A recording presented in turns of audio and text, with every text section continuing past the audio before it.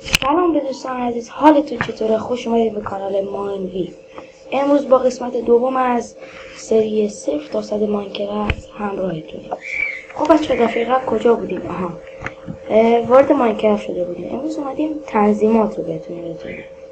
وارد بخش آپشن میشین، بعد وارد ویدیو ستینگ میشین. اینجا تنظیمات گرافیک، اونایی که سیستمشون ضعیفه توی ویدیو جداگانه بهشون میگم، اونایی که سیستمشون متوسطه توی این ویدیو بهتون میگم.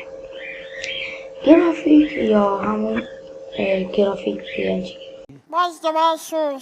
که فست یعنی گرافیک کم، این متوسط، کم یا متوسط دیگه، حتی زیاد هم میشه بهشون. جدی میفرمایین؟ رندر یعنی دیستنس، یعنی تا چقدر میتونید دور رو ببینید. خب پیشنهاد من برای سیستم متوسط به 12 خوبه، 12 تا 8. اسمش لایتینگ یعنی نوری که توی فضای ماینکرافت هست خیلی شکسته باشه یا خیلی نرم باشه. من گذاشتم رو مکسیمیوم. خیلی اوضاع خیته، همون هرچی اسمش لایتینگ رو روی 100 گذاشتم. اونایی که میخوان ماینکرافتشون زیباتر بشه میان شیدر انتخاب میکنن.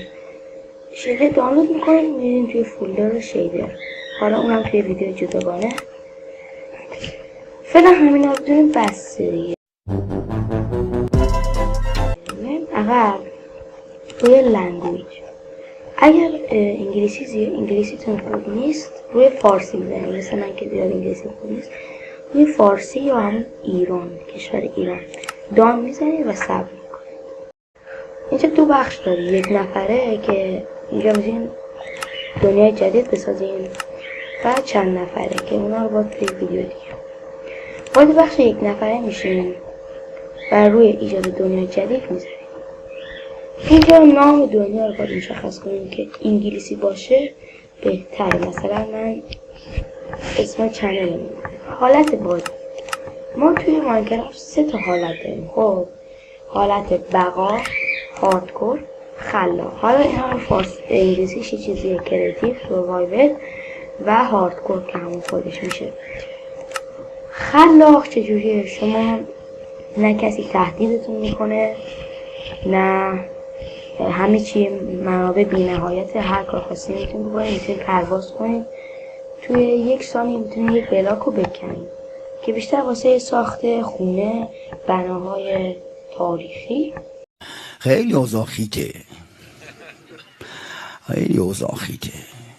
خب بچه وقتی وارد اینجا شدین روی نام دنیا یک اسم انتخاب میکنین.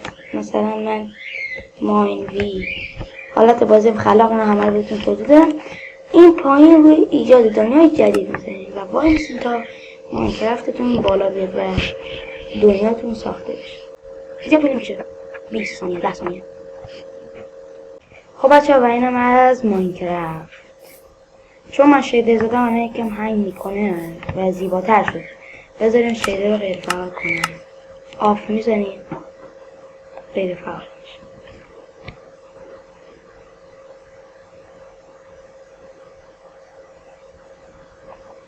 بعد تمام. اینم از ماینکرافتتون. ادامه شو توی قسمت بعدی بهتون توضیح میدم دیگه.